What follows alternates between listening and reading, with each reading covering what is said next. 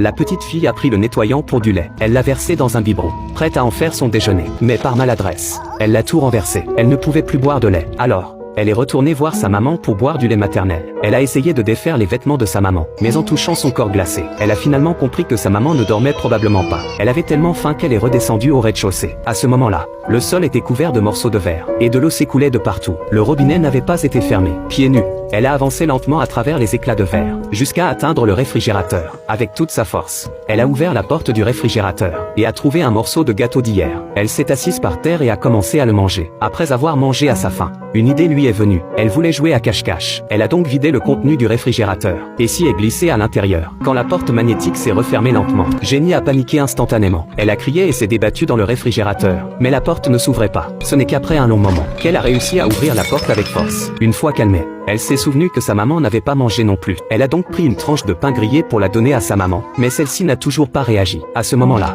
le téléphone a de nouveau sonné. Jenny a utilisé une règle pour récupérer le téléphone. C'était son papa, qui rappelait encore à sa maman d'éteindre le fer à repasser. Ensuite, ennuyée, Jenny est allée dans le salon pour regarder la télévision. Mais au bout d'un moment, l'électricité a coupé. Le fer à repasser, resté longtemps sur la table, avait causé un court-circuit. Jenny est allée derrière la télévision. Il y avait ici un enchevêtrement de fils dangereux. Elle a tendu son petit doigt pour toucher les prises dénudées. C'est alors qu'un bruit s'est fait entendre en bas. Jenny est descendue précipitamment pour voir ce qui se passait. Elle a découvert que le bruit venait de la cuisine. Puis, un boum a retenti. Le chauffe-eau, resté en marche trop longtemps, avait explosé. De l'eau bouillante et des éclats avaient été projetés sur plusieurs mètres. Jenny s'est mise à pleurer de peur, mais personne n'est venu la réconforter. À ce moment-là, les fils dénudés, l'eau qui coulait, et la cuisinière en flammes. Tout dans cette maison était devenu dangereux. Après avoir retrouvé son calme, Jenny a ramassé sa poupée tombée au sol, et est remontée à l'étage. Elle a alors entendu la voix de ses camarades en bas. Elle voulait jouer avec eux. Elle s'est mise à appeler leur nom depuis le balcon, mais personne ne lui a répondu. Par accident, elle a laissé tomber sa poupée préférée. Elle a essayé de la récupérer avec son pied, mais l'a fait tomber encore plus bas. Affolée,